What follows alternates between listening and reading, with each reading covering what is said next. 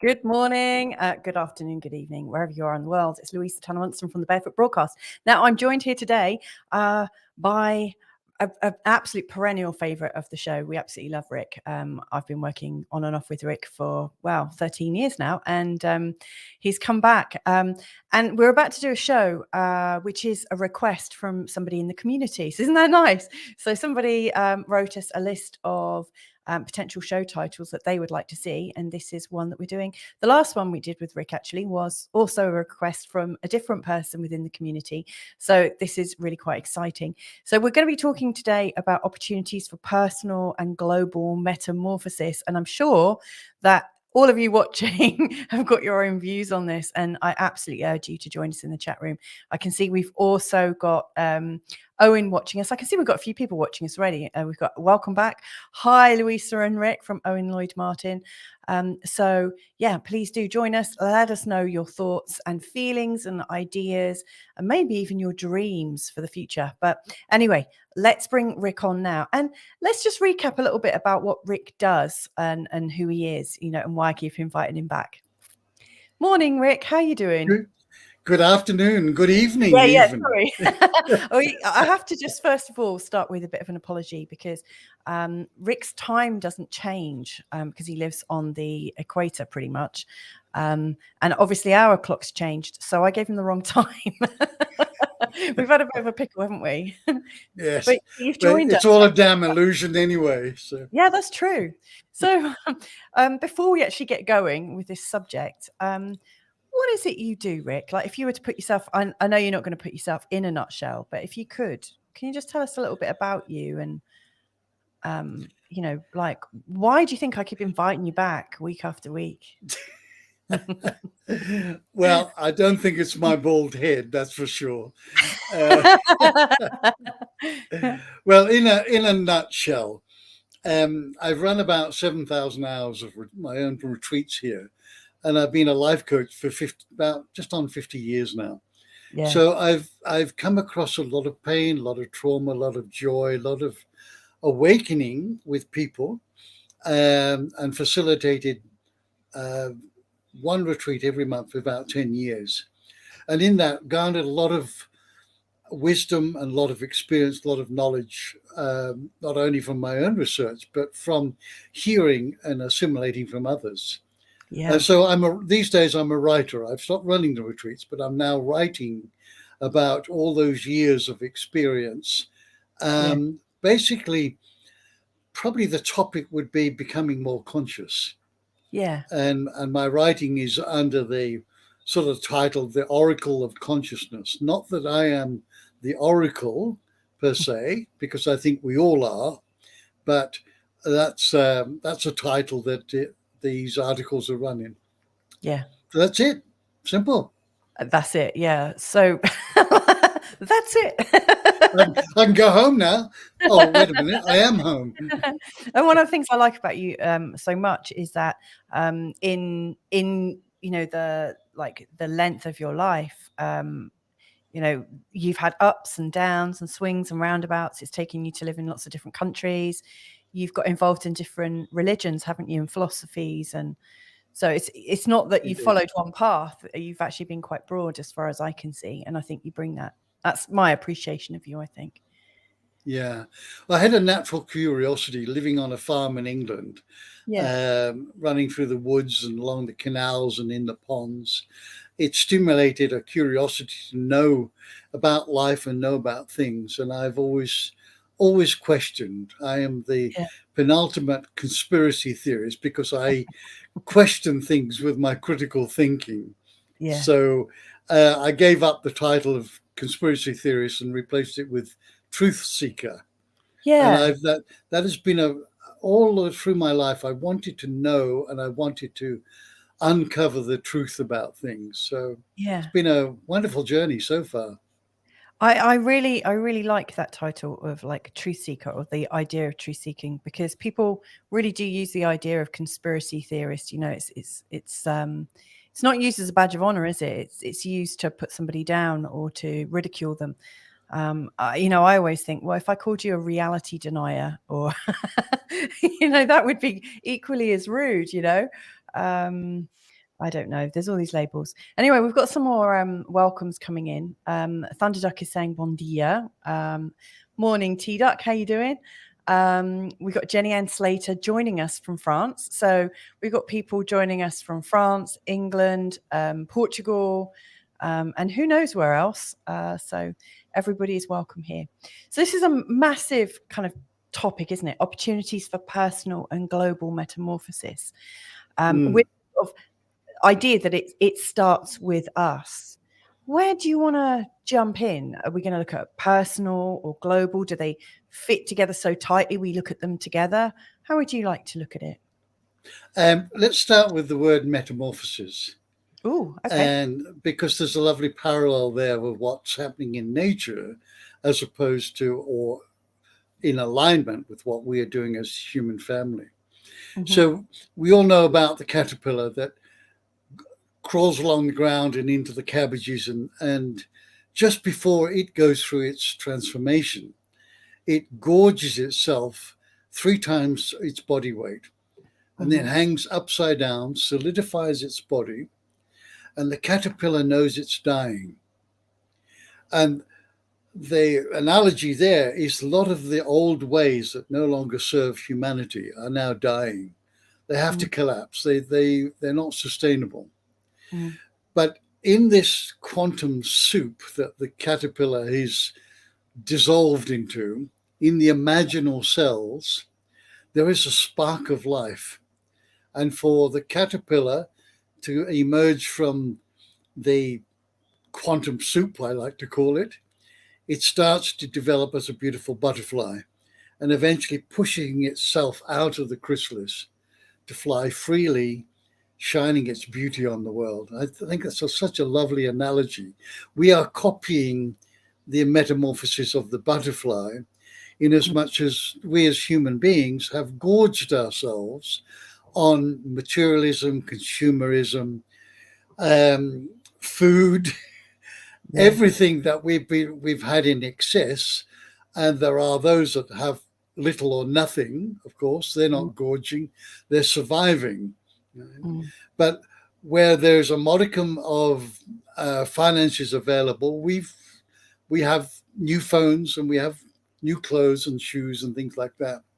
But it's not only finances and consumerism and materialism, it's control as well, power, and having control over nations and countries and whatever, even in the family, even in the communities. There's a hierarchical power structure which gives rise to the opportunity for greed and corruption and all sorts of things. So those are all of the old paradigm that has to be dismantled in order for the new to come through. Yeah. So the human metamorphosis is that some people are still gorging themselves outside there on the physicality of the world. And believe me, I love this planet, but there are lots of things that are destructive that we as human family have done. Yeah. And some are in the quantum soup where thinking, oh my God, I don't belong there anymore. I don't fit into that mold. I don't want to support it. But you know what? I have no idea what the future looks like. So that quantum soup is a no man's land. It's a void. Is it kind of what do you think, like, you know, when I think about the people that watch this show, I imagine that they're all quantum supers and might have been for most of their lives. Are we all quantum supers? I'm an alphabet soup. Yeah. Yeah, I think most likely our audience is in the process of divesting themselves. Realistically, we cannot just turn off everything overnight, right? It's like there's a big movement against fossil fuels at the moment. We can't just turn this off. No. There's no one big tap that we can turn off, and now we've got no more fuel, we've got no more plastic products, we've got no other things like that because we haven't developed an alternative. Right? So these things we have to put up with them, but we can minimize our use of those things, and we can find better ways of utilizing what we have already as we transit into this void where new discoveries will be made. Right? It will open the door to unlimited potential and unlimited possibilities. If we can't rely on this anymore, what are we going to do?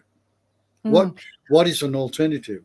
So now we've got packages made out of mushrooms. Who would have thunk? Who would have thunk that a little while ago? Carl's interviewed a guy who I think they're called Shimajito mushrooms or Shimajito.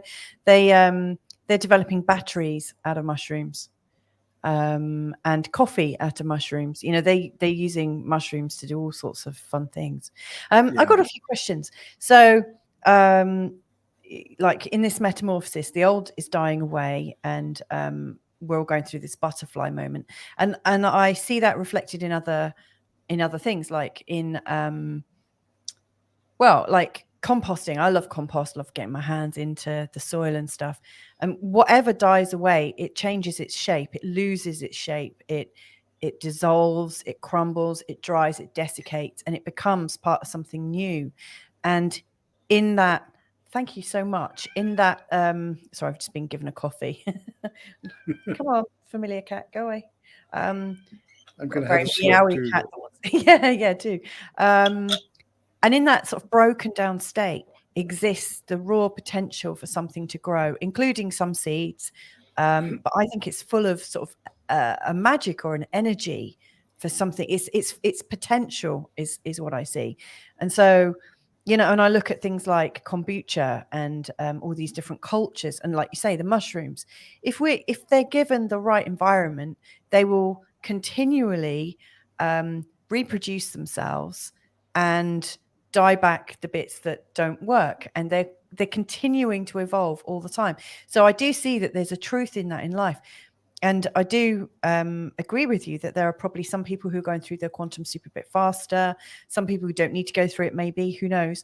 Now, what I like, you're talking about like fossil fuels and things, and we're all told one story, aren't we, that fossil fuels are A, bad, B, limited, and C, causing all sorts of damage, and that we've been given alternatives, and the alternatives that have had all the financial backing are equally, if not worse, in my opinion, from what I've learned about them, dangerous, deleterious to health, like sitting on a microwave in your electric car or whatever, not to mention the mining. But there are also things like water-based technology, which wouldn't actually harm anyone. And there's ether-based energy, which I've heard lots about, sort of electromagnetic energy and all sorts of different things. So I do think we have the solution. I guess my big question is, how does it all happen? like I'm guessing some of the people in their imaginal cell state do want to come back and control things in a worse way. Like, how does this work out? Because some people are betting on the downfall of humanity, and some people seem to be really wanting some kind of peace, love, and unity. Yeah. Let me just backtrack a little bit to your compost metaphor. And I'm an avid gardener, so I love getting my hands into the compost, into the microbes and everything else. Yeah. Einstein nailed it when he said, energy cannot be created or destroyed, but it can be transformed. So the compost is transforming from lettuce and scraps from the kitchen, let's say, and sawdust and straw. It's changing, it's transforming into a soil which will hold nutrients and water. So this is nature is consistently renewing and regenerating herself while going through the process of a cycle of action: start, change, and stop. So some trees will die and they will then transform into accommodation. They'll rot away, accommodation or food for other little critters. Yeah. So the quantum soup, nobody really knows what this new paradigm is looking for, although there are people that do have insights into it and some knowingness, and that can foresee a little bit of what is possible. But we don't know with 100% certainty what it's going to look like, how long it's going to take, and what it's going to take to get there. But we do know that we can progress away from that which is not sustainable or renewable or regenerative, and we can create a pool of ideas of how could we live a better life. And there will be some that will want to take advantage of that, that will be egocentric enough to be greedy and want to capitalize on that. And I think because we tend to be forerunners and perhaps a little bit more conscious, and I don't say that from an elevated point of view, but those that are the pioneering vanguard of this movement are nearly always more conscious, right? And more caring and more heart-centered. Yeah. So we will, while we're in this quantum soup, I think there will be enough volume to be able to keep this vessel on course by correcting it as it requires. 1 degree change in the helm will take us to a completely different destination. And I think the volume of people that feel the goodness and the possibilities of something better will be able to correct those that want to corrupt the system. So that I think that's a very real possibility. Do you think and I don't know if this is part of the personal and global metamorphosis conversation, but maybe it is. I mean, in recent times, I've been seeing and perceiving things on a much more quantum basis, where it just feels like actually I'm just in a computer game. And I remember as a kid thinking, oh my God, I'm in a computer game. And then at some point, like deleting that thought or forgetting it. But like the sense that, there's all these different levels and different rooms and different places you can go into. And maybe this is all kind of imaginary. Maybe I'm just dreaming. Maybe we'll wake up in a psych ward tomorrow and we go, oh, I dreamt about you. And we created this life together. Who knows? Like, I really don't know. Like the more I do these shows, the more I live, the more I take each breath, the more I realize I literally do not know what is the nature of things, but I do feel a sense of what is good and right when it happens. And in the same way as your face is just lit up, it's that time of day now, isn't it? You're ascending, Rick, which happens every time you come on the show. I let some knowings resonate in me, and I think send out some kind of vibrational field. I like the ideas of Dolores Cannon. Somewhat the idea that there is this kind of bifurcation and people go their own way, and that we're all sort of coexisting, even though some people will get involved in the game of being controlled, and other people might get involved in the game of choosing for themselves, and they might make mistakes. We all do make mistakes, but like the idea of choosing for themselves, there's some risk, hopefully a lot more learning. But how do you think that might happen? Is it possible for everything to coexist? It doesn't appear that way on the media. Yes, beyond the media, there is a real life. I think Chief Seattle said everything is connected. Quantum physics is saying now that everything is connected. There is an essence, call it what you will. I like to label it consciousness, that runs through everything. It is the animator of these bodies. It is present in everything and everyone. Yeah. So can we coexist? Absolutely. We're from that same source, and we have within us that same source. But we also have an ego. And the ego is a false sense of self, Yeah. right? Which is based in fear and separateness and superiority. So those are the three key players in the characteristics of the ego. So separateness, we separate from that core of who we are. We separate from each other. We separate from our environment. We separate from nature. We separate from animals and birds and fish and rainforests. And that is very identifiable as that's the ego speaking. And that person is driven by ego, which is, as I think I mentioned Jill Bolte Taylor before, Yeah. a peanut bunch of cells in the left hemisphere. Yes, it's funny, isn't it? Yeah.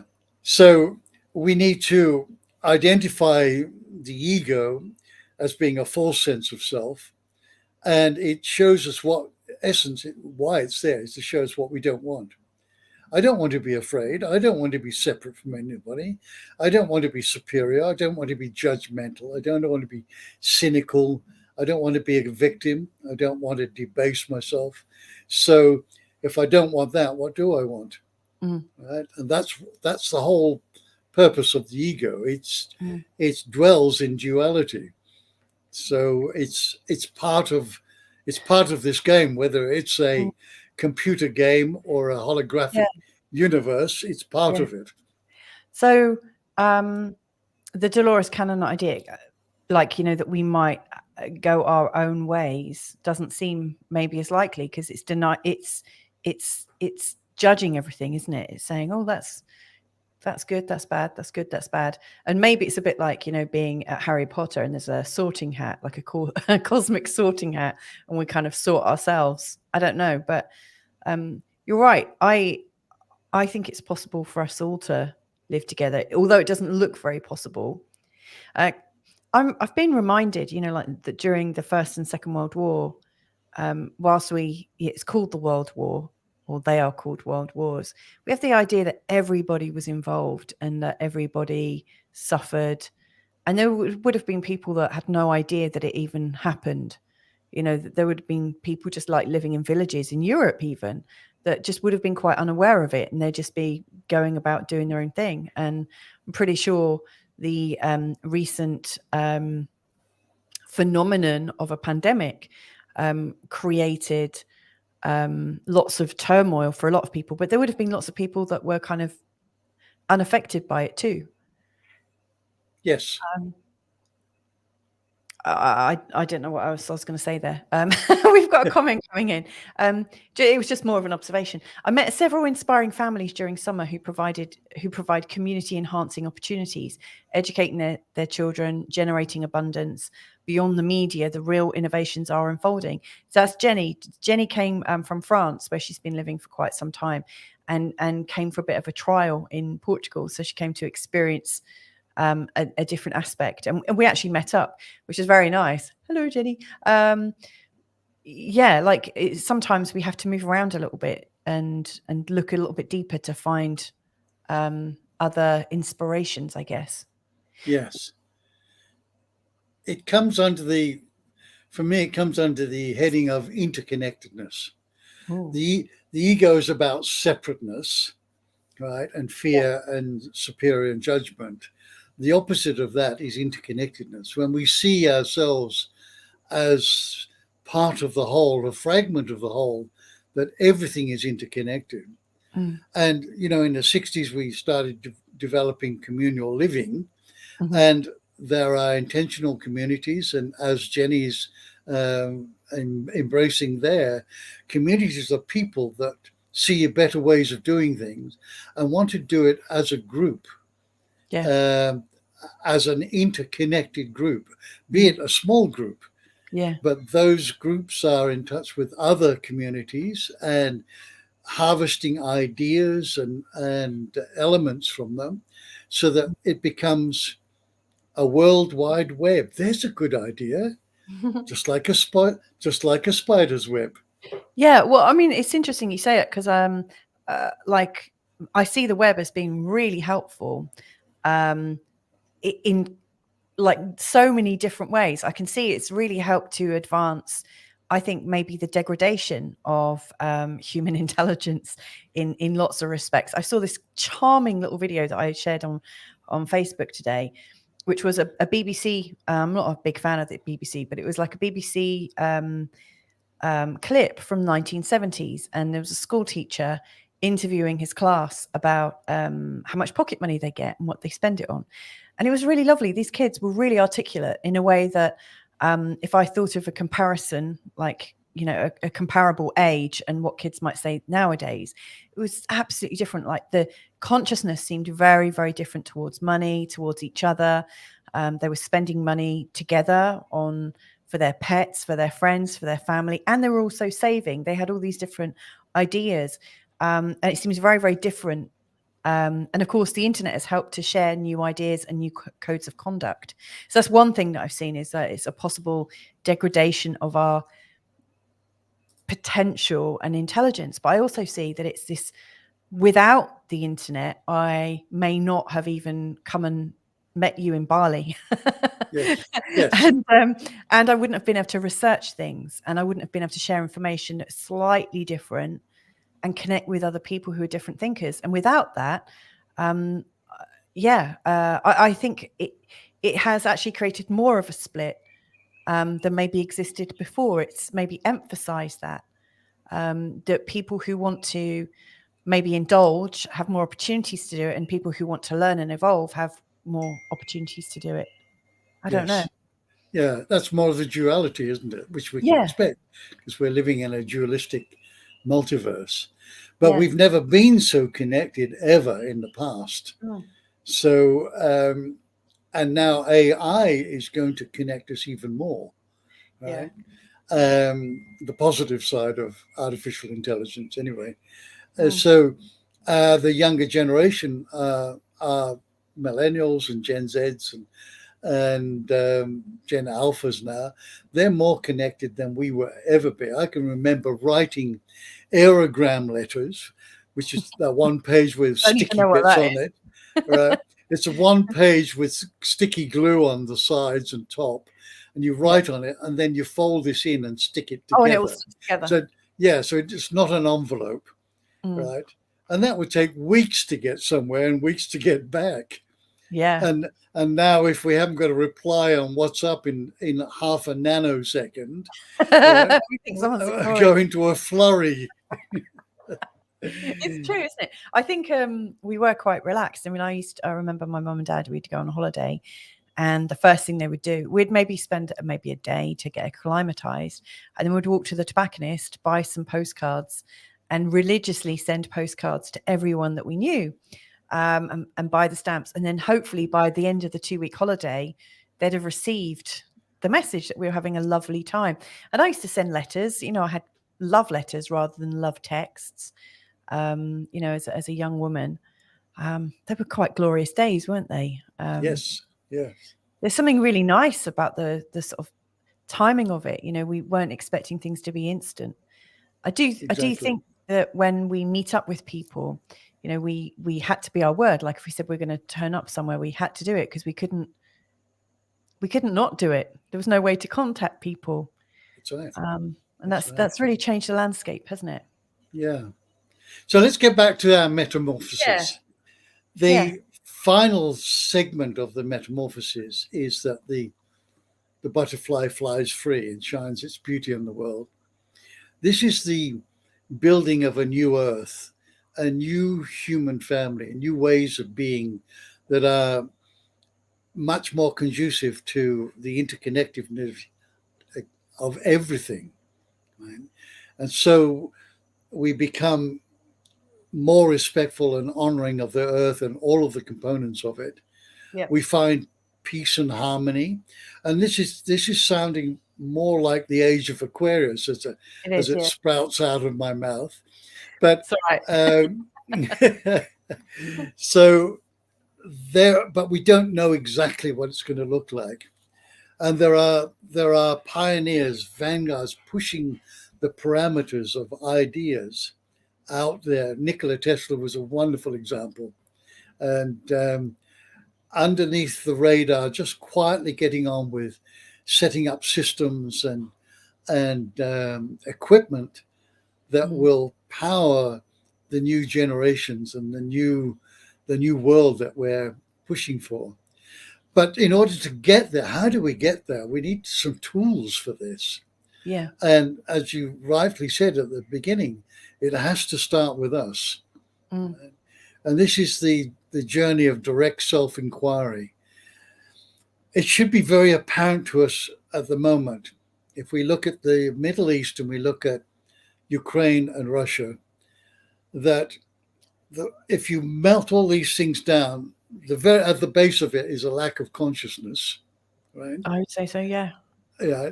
But just above that, on this funnel coming up to this horrific state of affairs, is pain and trauma.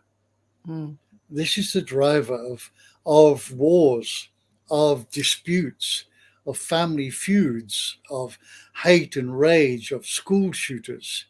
Yeah. This is unresolved pain and trauma that then gets projected outwards due to a frustration and the pain of it, and maybe not being able to get help or not being understood, not being loved, not having any support. Then desperate measures arise from that. And we find ourselves now in this horrific human situation, which could potentially go even further than what we're seeing now. I have my fingers crossed that it doesn't. Yeah. But so coming back to ourselves, we must be willing to uncover, take responsibility, and do something about any unresolved pain and trauma. So that we're shining, which is usually in the unconscious, right? And then we shine the light of consciousness on it, and it becomes part of our day-to-day living, that we've now resolved this instead of robotically playing out behaviors that we have no idea why I do it. I know what I do, but I don't know why. When we shine the light of consciousness, then we can say, this is the root cause of my behavior, and I choose not to do that anymore. Yeah. So that's the personal journey that we're all on at the moment. That's where it starts. Yeah. I really like that you're talking about it being a journey of direct self-inquiry, so that we can recognize that most of our behaviors are coming from pain, trauma, and fear. I added that one in, but I'm pretty sure it's on the list. I remember last time I added a word in and you called me out on it. And rightly so. And also, like, our journey of direct self-inquiry is also a lesson, I guess, in consciousness, isn't it? It's helping us remember that we're connected. I'm currently, I'm a little bit at odds with somebody close to me, and I went into a meditative state yesterday, and it was guided by somebody else I was working with, and they reminded me actually that I wasn't feeling fully connected to everybody or everything or every cell or every, I guess, like every imaginal cell in the whole world, plane, whatever we are, in existence, let's say. And in that moment where I realized I was connected to everything in existence, it occurred to me that obviously the person I'm feeling a little bit grumpy around at the moment is also me, or we're connected. We are made of the same stuff. And it occurred to me, well, why would I do that to myself? So I kind of thought, what if I'm kind of fighting with myself? Why would I do that? And what's it allowing me to do? What's it helping me to do? And I realized it's helping me get much clearer about what I do want, or it's helping me get much clearer about my next step, and sometimes we do need a little bit of a push, a little bit of a shove. And I do see that, going back to the internet, that there's the idea that it could encourage us to like slouch and be asleep on the job. It could encourage us to awaken. It could encourage a lot of different things. But one thing it is creating is that great sense of polarity that helps us recognize when we're off our journey and what we might need to do to get back on it. Yeah, beautiful. I also think that the web is also like, not only is it creating polarity, but every system that we have, every sort of 3D system we have, is also mirrored in the etheric. So I do think there's this absolute worldwide web of telepathy and feeling and connection that we can all tap into. Yes. So yeah, I don't know. I see this as a really interesting time, I guess is all I'm saying. Interesting. Just is an understatement, I think. What you've described is, firstly, if everything is connected, right, and everything is energy, as Einstein said, and we are energy beings, and everything is energy, then how can we be disconnected? It's impossible. Yeah. Yes, that's a good But point. it's a mental construct that I am now separate. I'm feeling separate. But the truth is you cannot be separate. So that's where you come to the realization that, and I love this statement, there is no other. Yeah. There is no other. So that other is me, and it's everybody. So what we know that what you do to another, you do to yourself. Yeah. We are all this one, and there is no separateness. This one energy, this one field, whatever label we want to put on it. Yeah. So when we come to that realization, why would we want to go around harming people? Yeah. Right? It doesn't make sense. It makes no sense. The idea that we're separate from it comes from the ego, Yeah. right? And it's a false sense of self, and it is impossible to be separated from anything or anyone, any circumstance, any situation. It's all this one reality that we're in. So that's a game changer that changes our behavior. And while we're looking at behavior, the ego and our unconsciousness will result in very unwise behaviors and very unintelligent ones. So as we're progressing through this quantum soup, right, pioneering through this quantum soup, we will, and as we become more conscious, we will start to enact wiser and more intelligent behaviors. Yeah. Because we realize if I do this to the rainforest, I cut it down, I'm destroying the lungs of the earth, and I'm destroying myself, our habitat, all of the infrastructure that relies on the rainforest. Same with the waters. If I pollute the water, the air, the soil, I'm damaging myself and I'm damaging my habitat. Why would I want to do that? So the light of consciousness is the key, and that clearly has to be a singular, one has to have a will to it. So that single strand in the cobweb is just as important as every other strand. Right? Yeah. And we need to make sure that strand that we are is strong, functioning, and in having the right intention. I love that. Yes, why would we do it to ourselves? Now, I love that so much. I do have one question that, it just keeps coming up a lot, and I don't know how we handle it, because yes, it starts with us. I agree with that. Outside, and I've said this before a few times, it's not my thought, by the way. Somebody else, I read it and thought, oh, that really resonates.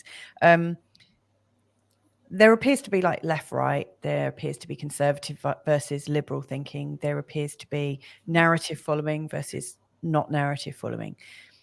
And underneath it all, what I really recognize is, and this might not be true, but for me, it looks like there are people that just want to live their life and make their own choices and be responsible for their choices.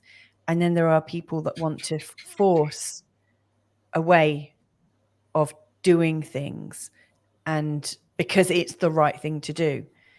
And I'm wondering how we work through that paradigm. Like, how does control? See, I think control is something that comes from fear, and the fear really comes from a lack of trust, and the lack of trust maybe comes from a lack of love and integrity. I don't know. I might have got that causal chain incorrect, but that's how it seems to me. And if we were able to like build love and trust, we might not fear so much, or we might be able to have a dialogue, and we might not want to control others. But how do we find our freedom? And is freedom necessary? Like, how do we get this balance right? Well, it's in nature, and the Chinese symbol, the yin yang symbol, as it's depicted, is perfectly balanced.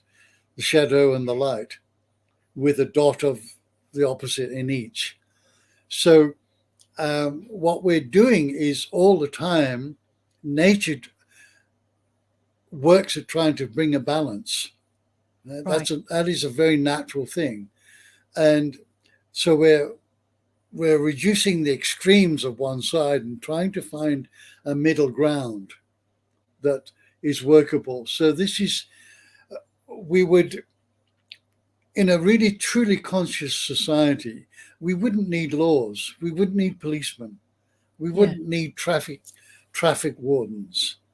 We would be very conscious of our behaviors and how it would impact on other people. And there would be a dissembly of greed and corruption and power controlling, right?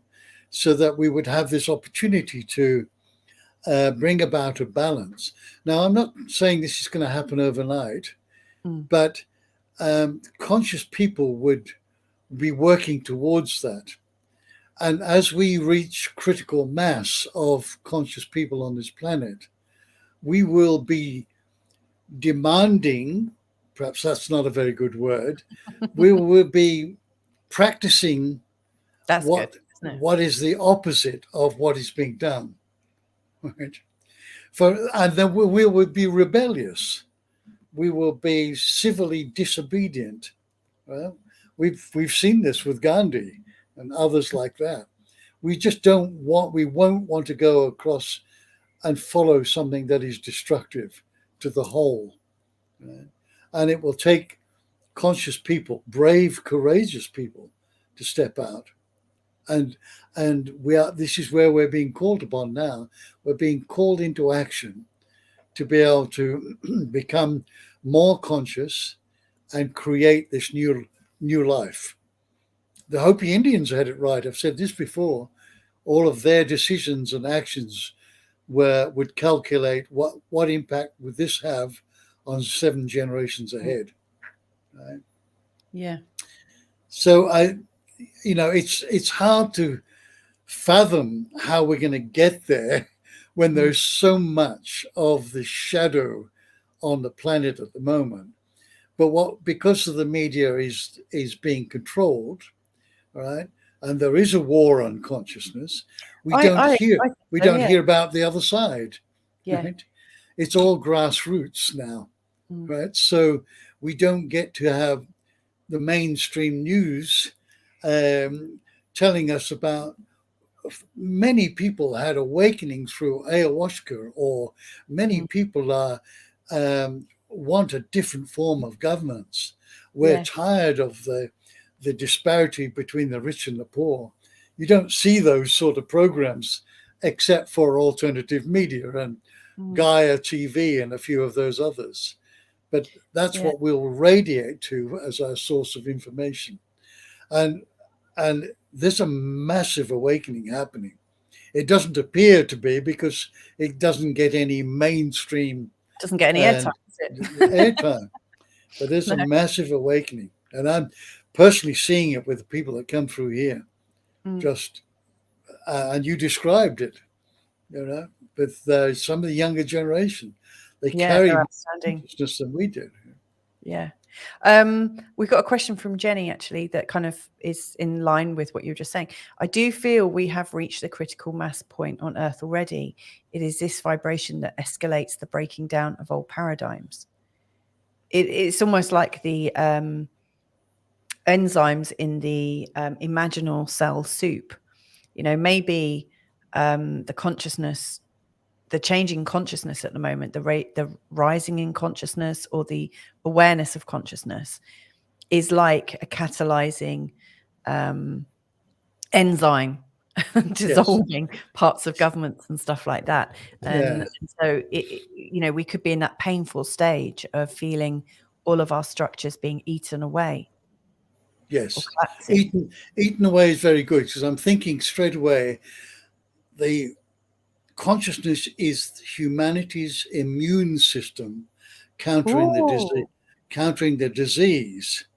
So if you can imagine, this disease creeps into the body and the healthy immune system is tackling this, and it gets to critical mass where the healthy immune system takes over and heals, the disease gets healed. So, and I agree with you, Jenny. I do feel I've reached the tipping point, the event horizon, this critical mass. It feels to me that we're there, but we're transiting through two large astrological programs, with Pisces and into Aquarius, which could take 100 years to get in this transition. But for me, it feels we're either there or we're damn close to it. I don't think we've tipped over sufficiently to see a lot of change, but there is some micro changes happening around the world. Yeah, when you said that, I immediately thought of, when does falling in love happen? Is it when you've announced it's happened, or is it that first little spark of love that ignites in you and in somebody else? You can't see it. It's invisible for a while, isn't it? And then later on you might say, oh yes, we're in love, we're happy, and blah, blah, blah. I think we've maybe got to the spark where everything is starting to spark up in a lot of people. One thing I'm noticing is right now, a lot of people are facing their darkness, and but not necessarily in a dismal way. They're facing things that have been almost too scary to acknowledge up till now. And they're now starting to face things in a way that's showing that they feel like they're strong enough to face their darkness. And that's certainly true for me. It occurs to me that things that I've not been true about in myself, that I've even hidden the truth from myself, I'm getting a much deeper sense of, actually, that's not true for me. And now I can see why it's not true for me. And I can now see what I need to do to live by my truth a bit more. We're all going through that stage. Isn't that like a death to the ego? It's like the structures of our ego that have been held in place are being broken down. Yes. And they have to be broken down in order to allow the birthing of the new paradigm. So talking about that, following on our metamorphosis, how do we do it on a global perspective? It all starts with us. And as we are healing our own pain and trauma, we are, and I've spoken to many people, and it's certainly been for my case, I'm starting to pick up on the collective pain and the collective trauma of going back, both culturally, DNA, mental constructs, picking up on that collective. And as I heal that in my sphere of influence, then the collective gets that little bit healed as well. So how do we do that? We raise our vibrational frequency. Right? We do our own healing, and in turn, our own vibrational frequencies have an impact on the collective consciousness of humanity, on the collective mind of humanity and the collective structures of humanity. So Yes.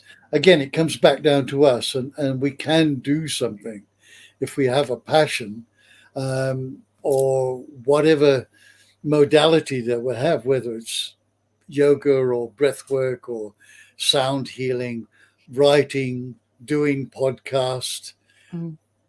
alternative education, permaculture, whatever it is, as our passion to fulfill those elements which are non-destructive, then that helps to heal the collective. I love how on that list of healing activities you listed out that recording a podcast was on there. It's never occurred to me that it's healing, but I guess that is why I do it. Or, that's why we're doing this, isn't it? Yes, it is. It is. Yeah, it changes us. Sharing a perspective that is not at this stage always agreed upon by a lot of people. Yeah, really and that's all we're doing. We're sharing a perspective. I don't Yeah. expect everybody to believe every word I say. They Really? don't have to believe any word I say. Yeah. Right? But this avenue that you've created here is a beautiful gift to me to be able to express my perspective. And I'm very grateful. We get a lot of feedback about your sharings. They are very well received in general. So I in fact, I've never had anything, negative back from that, although that's also okay, isn't it? Yes, it is. It's just a perspective, isn't it? So what qualities do we need then? Instantly I'm thinking, well, we probably need a bit of patience and self-forgiveness, and a sense of poise and grace. Compassion. Yeah. Being grateful. Oh, this is sounding like heart virtues now. Yes, I'm about to spout them out. You guessed it. Go on, give us some. Being understanding our own journey, and that everybody else is on a journey. Forgiving ourselves and other people. Being humble. And being brave and courageous to step out of the box and live outside the box, outside our comfort zone. Right? And then being very, very aware of how intelligent are my behaviors. Right? It's a good question. If we're saying to ourselves, well, that was a dumb thing to do. Oh, right. Very good. You've identified a slightly unintelligent behavior, perhaps. Right? It hasn't caused much harm, but how could I transform that into a more intelligent, loving, supportive behavior? Yeah. So that's my. I guess I'm watching myself and being mindful of what are my behaviors, wise and intelligent. Am I adopting the beingness of a sovereign being that is connected to everything else, right? And then the 6 heart virtues. So that's the silent witness is the oversight committee of my life. Talk to me a bit more about the silent witness. What do you mean by that? Because that might be something that not everyone understands. Well, we are this infinite consciousness, having a human experience, and this infinite consciousness is the silent witness, because we are both it and it is us and it is everything. Yeah. So a part of me is able to not separate from, but be conscious and aware of my behaviors externally. So I'm consciously aware of what's happening in my body, in my emotional body, in my mental body, and my spiritual body, right? Because nothing is separate from it. So I can check in on how this is. What is the quality of this experience, right? Is this experience causing harm? Is this enhancing life in the bigger picture? And I haven't perfected it yet. Still I was working just on about it. to say, what's the quality of Still, your experience right now? right now, I'm feeling elated, incredibly grateful, and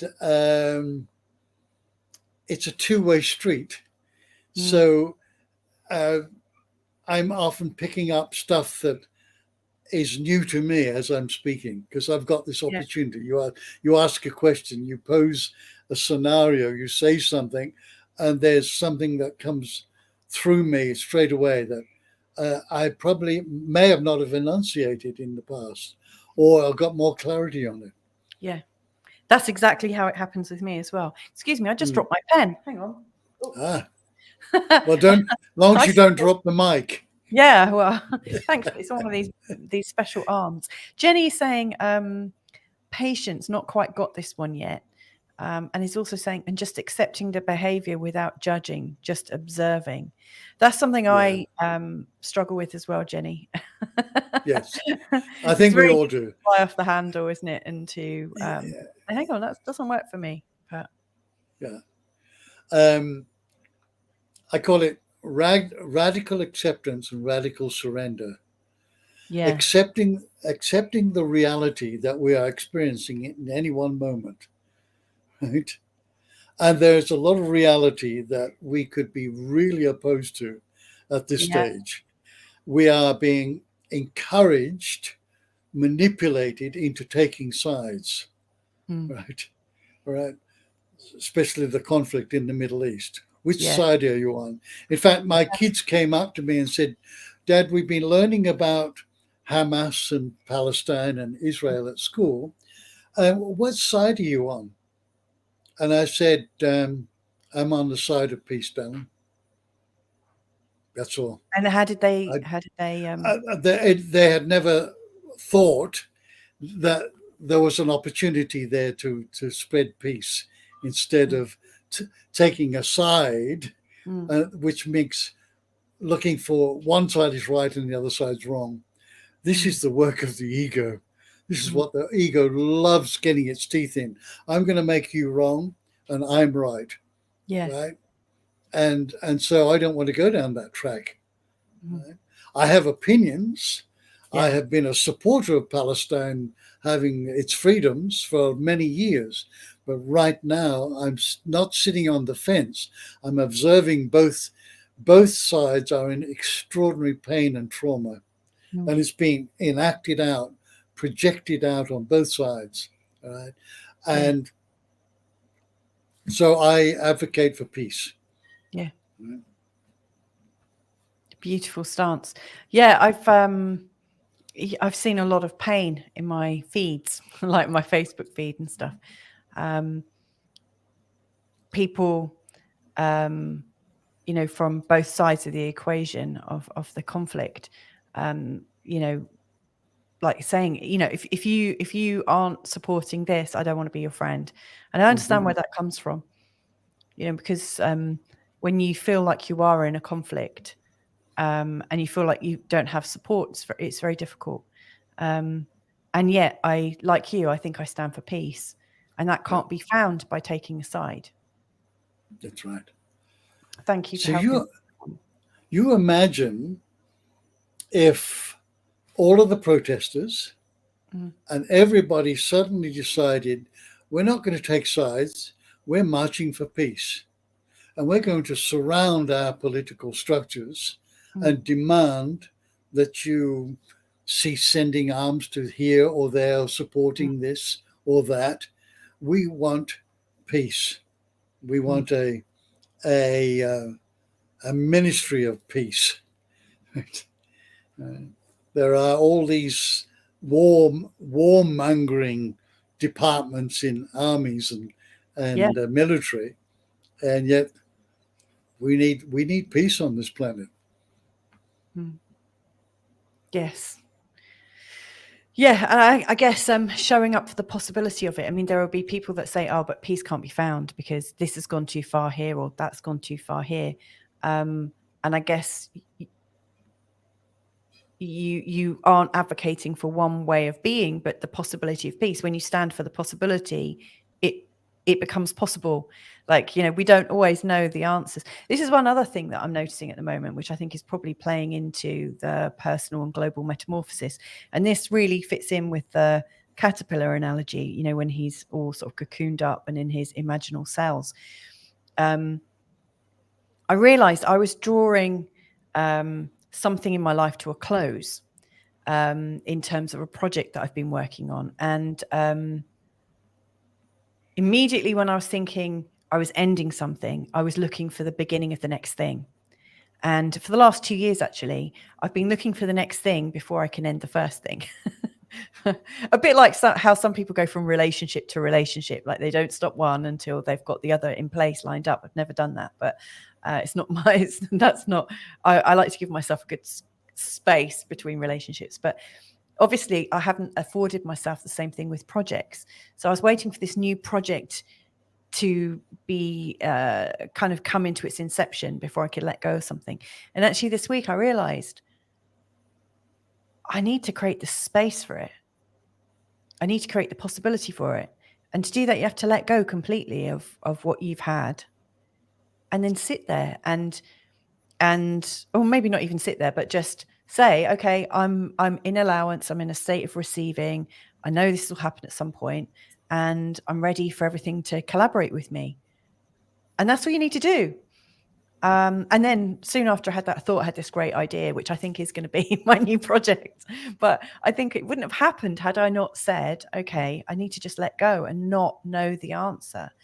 And like the caterpillar doesn't know when he's in that cocoon, he doesn't know what he's going to be, or he might do, who knows, but it doesn't look like, it's going from one state, like from the caterpillar state to the butterfly state. There's this place in between.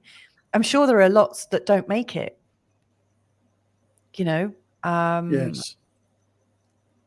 And you can't do something without the possibility. So you saying you stand for peace is creating the possibility of it. You don't know how it's going to happen necessarily. Yeah.